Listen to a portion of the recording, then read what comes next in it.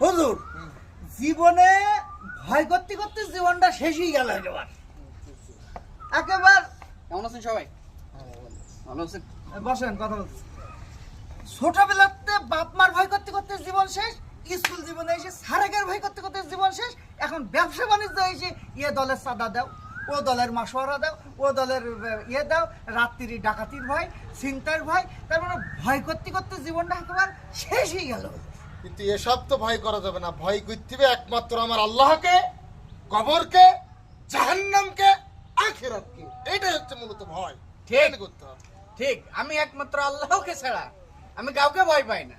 এই আর কি দেখলাম দৌড় মেরে এসছি, যাও পিছনে হুক করে মাথার পরে ঝাঁটা পড়লো, ওই কেন? ওটা তো বিলাই মারতেছিল আমার বউ।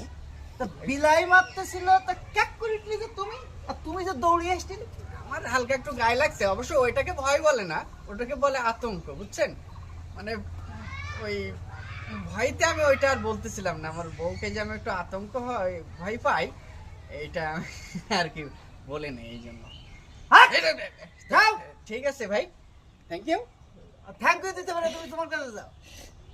সমস্যা নেই। দুনিয়াতে কাউকে ভয় পায় না, শুধুমাত্র বউকে ভয় পায়।